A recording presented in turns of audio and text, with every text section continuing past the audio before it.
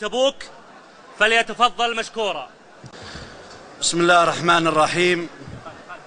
الحمد لله رب العالمين، وصلاة وسلاما أتمان أكملان على خير عباد الله محمد بن عبد الله صلى الله عليه وعلى آله وأصحابه وسلم تسليما كثيرا. اللهم إنا نسألك يا ذا الجلال والإكرام في مقامنا هذا أن تجعل اجتماعنا اجتماعا مرحوما وتفرقنا بعده تفرقا معصوما. اللهم فرج هم المهمومين واكشف دين الكرب عن المكروبين واقض الدين عن المدينين. اللهم إنا نسألك يا حي يا قيوم أن تبارك للأزواج، اللهم بارك لهما وعليهما واجمع بينهما بخير، وارزقهم الذرية الصالحة وأخلف عليهم ما أنفقوا يا رب العالمين. أيها الأحبة في الله، الزواج آية من آيات الله، كما قال الله عز وجل: ومن آياته أن خلق لكم من أنفسكم أزواجا لتسكنوا إليها وجعل بينكم مودة ورحمة إن في ذلك لآيات لقوم يتفكرون. الزواج أيها الأحبة من سنن المرسلين، ولقد أرسلنا رسلا من قبلك وجعلنا لهم أزواجا وذرية. فالزواج أيها الإخوة ينشئ بيتا من العفاف، ظاهره الحشمة وباطنه من قبله العفاف. إن الزواج هو من عجائب الإسلام ومن آيات الله عز وجل. أيها الأحبة في الله، إن الزواج كما قال صلى الله عليه وسلم: يا معشر الشباب من استطاع منكم الباءة فليتزوج، ومن لم يستطع فعليه بالصوم فإنه له وجاء. وعلينا أيها الإخوة، وإني أبتهل هذه المناسبة في هذه المناسبة أن نؤكد على قضية تيسير أمور الزواج، وذلك أيها الإخوة بالحرص على تخفيف المهور، وكذلك أيضا الحرص على نبذ هذه التكاليف الباهظة التي تثكل كواهل الشباب. وليحذر أولياء الأمور البنات أن يعضلوا بناتهم عن الزواج وأن يؤخروهن عن ذلك، فإن هذا ظلم ولا يجوز، لأنه حق للبنت. والله سبحانه وتعالى جعل الرجل يميل إلى المرأة والمرأة تميل إلى الرجل من أجل بقاء العنصر الإنساني. وإنني بهذه المناسبة أيها الإخوة وأنا أحضر هذا الزواج الجماعي لقبيلة بلي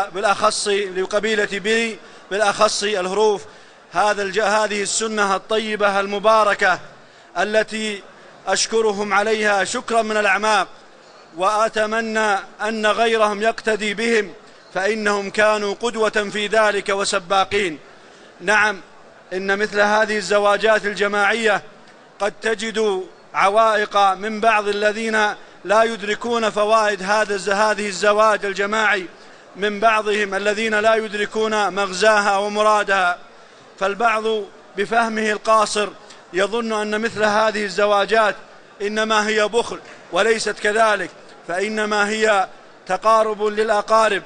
إن هذه الزواجات الجماعية هي مظهر والله مصدر فخر، وإن ولاة أمرنا وفقهم الله في هذه البلاد يحثون ويشجعون على ذلك. فإنه بالأمس القريب كان لزواج 1200 شاب في زواج جماعي. فلنحرص أيها الأحبة على هذه الزواجات الجماعية ولنشجعها. وإني أيها الإخوة أحث أهل الجاه ومن كان لهم مكانة أن يتبنوا مثل هذه الأمور، مثل هذه الزواجات التي فيها تيسير لأمور الشباب، وفيها التقارب بين الأقارب، وفيها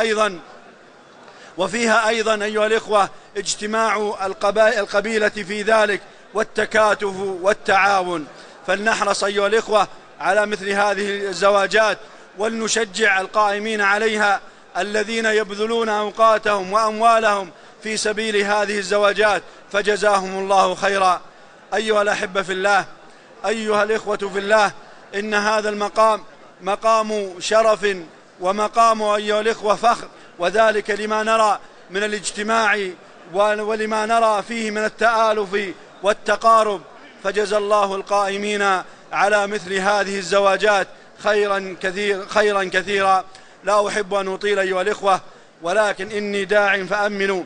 أسأل الله سبحانه وتعالى أن يجزي القائمين على هذه الزواجات الجماعية خير الجزاء، وأن ييسر أمورهم، وأن يكتب أجورهم، وأن يرفع قدرهم، وأن ييسر أمورهم. كما أسأله سبحانه وتعالى أن يوفق بين كل متزوجين، وأن يجمع بينهما بخير. اللهم بارك لهما وعليهما، واجمع بينهما بخير. اللهم أخلف عليهم خيرا. ونسأله سبحانه وتعالى أن يديم الأمن والاستقرار في بلادنا، وأن يحفظ ولاة أمرنا، وعلى رأسهم خادم الحرمين الشريفين وولي عهده والنائب الثاني. ونسأله سبحانه وتعالى أن يحفظ هذه البلاد من كل مكروه. اللهم من أراد ببلادنا وديننا وعقيدتنا وولاتنا سوءا فأشغله بنفسه، واجعل تدبيره تدميرا عليه. اللهم احفظ علينا أمننا، اللهم احفظ علينا أمننا، اللهم احفظ علينا أمننا، واحفظ علينا ذرياتنا يا ذا الجلال والإكرام. وآخر دعوانا الحمد لله رب العالمين، وصلى الله وسلم على نبينا محمد وعلى آله وأصحابه وسلم تسليما كثيرا. والسلام عليكم ورحمة الله وبركاته. أما الآن مع كلمة لفضيلة الشيخ عبد الرحمن بن محمد الهرفي، الداعية المعروف بوزارة الشؤون الإسلامية والأوقاف والدعوة والإرشاد، فليتفضل مشكورا. الحمد لله رب العالمين، وصلى الله وسلم على عبده ورسوله محمد. ما شاء الله لا قوة إلا بالله. أولا نبارك لجميع الأزواج، وأسأل الله جل وعلا أن يبارك لهم وعليهم ويجمع بينهم في خير. ثم إني أحيي القائمين على هذا الزواج الجماعي، فهي فكرة رائدة وسنة حسنة بإذن الله سبحانه وتعالى. فالزواج الجماعي له فوائد كثيرة، يكفي أن فيه اجتماع أكبر عدد ممكن من الأقارب والأرحام، وقد لا يتيسر هذا الجمع لو تزوج كل زوج على حدة، بينما لما كان زواجا جماعيا حضر الناس من كل مكان. ثم هو أيسر للقادمين من خارج المنطقة، فإذا قيل زواج جماعي 20 أو 30 ييسر على الإنسان أن يأتي. أما كان زواج لفرد واحد فقد يصعب عليه أن يأتي من مناطق المملكة البعيدة ليحضر زواجا واحدا. ثم أيضا فيه اختصارا لأوقات الناس، فلا يخفى أن الإجازة قصيرة، وكثير من الناس يحب أن يسافر بأهله وولده، فإذا كان زواجا جماعيا اختصر. فلو اجتمعت القبيلة في زواج واحد اختصر على الناس الوقت الطويل. وأيضا فيه يعني اقتصاد في المصاريف، والله سبحانه وتعالى نهى عن التبذير، وأثنى على أهل الإيمان الذين إذا أنفقوا لم يسرفوا ولم يقتروا.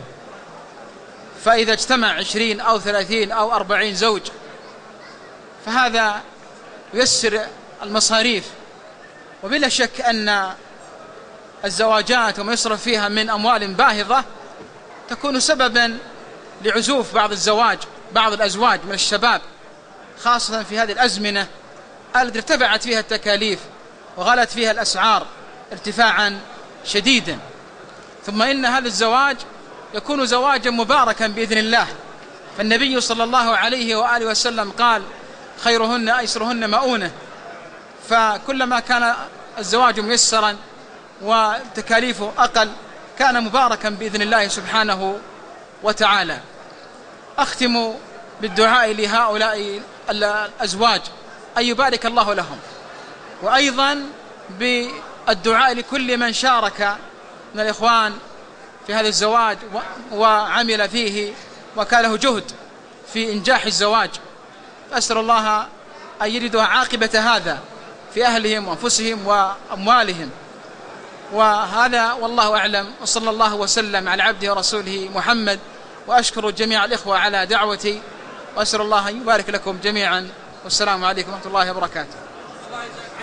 أما الآن كلمة لفضيلة الشيخ صالح الراشد، الداعية المعروف بوزارة الشؤون الإسلامية والأوقاف والدعوة والإرشاد، فليتفضل مشكورا. بسم الله الرحمن الرحيم. حمدا لك اللهم أنت جمعتنا وهديتنا للحق والعرفان، فلنمضي في درب الهداية إخوة ولنشدد الأيمان بالأيمان. أحمده سبحانه وتعالى على ما يسر، وأشكره سبحانه وتعالى وقد تأذن بالمزيد لمن شكر. أهني حقيقة من أعماق قلبي، والله لقد فرحت غاية الفرح بهذا الاجتماع الميمون الذي أسأل الله عز وجل أن يطرح فيه البركة. هذا الاجتماع يدل دلالة واضحة ولله الحمد على ترابط القلوب واتحاد الكلمة واجتماع الشمل ومحبة نفع الآخرين. فأهني زملائي وإخواني من آل محمد من الهروف من قبيلة بلي حفظهم الله على هذا الاجتماع العظيم الذي فعلا فيه زيارة للأرحام، وفيه رؤية للأقارب، وفيه اختصار لقضايا كثيرة كما أسلفها إخواننا المشايخ حفظهم الله. إنني في هذه المناسبة الكريمة وهذا الاجتماع الشريف أسأل الله عز وجل أن يجمع القلوب وأن يوحد الكلمة.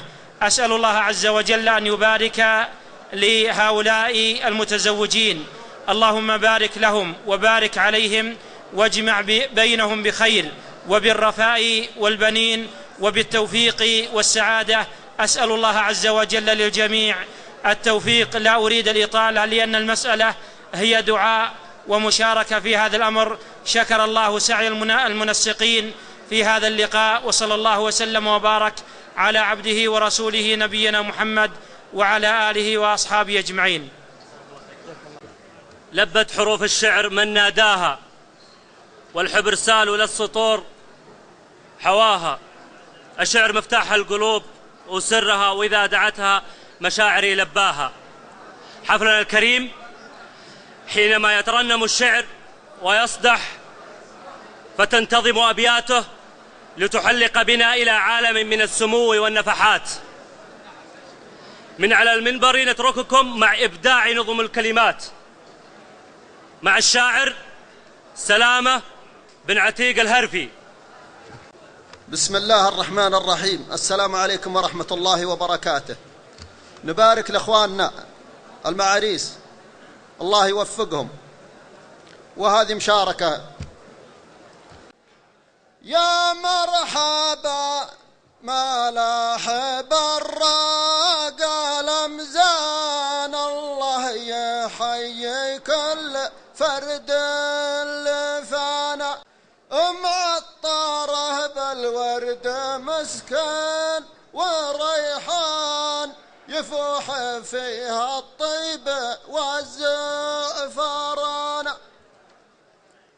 يا مرحبا ملاح بالراقة لمزان، الله يحيي كل فرد لفانا، معطره بالورد ومسكن وريحان، يفوح فيها الطيب والزعفران.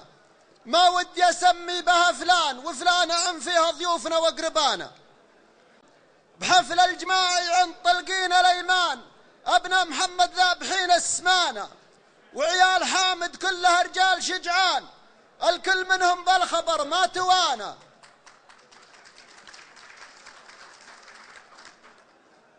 توافقوا بالراي شبا وشيبان، وهذه لهم جمعه بثاني زمانه.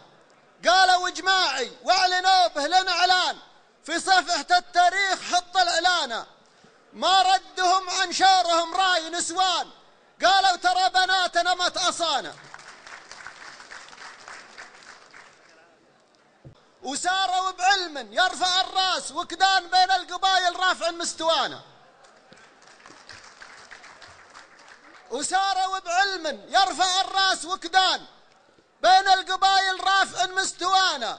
20 شب بليلة العرس فرسان، و20 بنت مكحلات العيانة. الله يثبتهم على الدين وإيمان ويرزقهم اللي به أملنا ورجانا، وأعيذهم بالله من كل عيان ويحفظهم الله ويحفظهم اللي عالٍ في سمانا. يستاهلون المدح في كل ميدان، وادعوا لهم يلي حضرتوا معانا. قولوا لهم مبروك كله علشان يدري بها جيراننا وقصرانا. من سن حسنه ثابها الله بالأحسان، ويصير قدوة ناس تمشي ورانا. الجمع عز وشد عضدك بالأخوان، بالجمع معهم في رفيع المكانة. لبنه بلبنه ترتفع سور بنيان، ويصير سور من القوية المتانة. فيه اختصار الوقت وقصد بالأثمان، وحفظ النعمة ربنا اللي عطانا، وشكر النعم فيها من الرب غفران. الله على درب الرشاد هدانا، وتمت بذكر اللي فرض 5 الأركان، واستغفر الله كان زل لسانا. وصلاة ربي عد ما نادى للذان، وعداد من صلى وصام رمضانا، على النبي الهاشمي نسل عدنان، شفيعنا في يوم فيها امتحانا. وسلامتكم. أما الآن مع الشاعر عطلة بن صالح العنزي، فليتقدم مشكورا.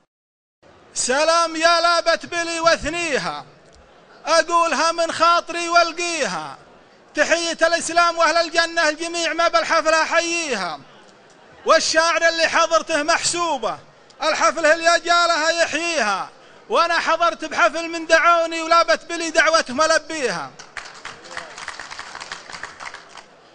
اللابها اللي طيب، اللابها اللي عز من ينصاها، رجال طيب وطيب ماضيها. شيوخهم وأعيانهم مشهورة، وشعارهم وقفاتهم تحميها، وكل الحروف الطيب فيهم واضح. لابة وفا ما خاب من يرجيها، وأخص رجال العز وأهل الهيبة حوامده ربي يبارك فيها. والشاهد اللي بالعيون نشوفه، رجال ربي لسن اعداديها. رتبتوا زواجاتكم لابناكم، حفل جماعي واحد يكفيها. 20 واحد جو بليلة وحدة.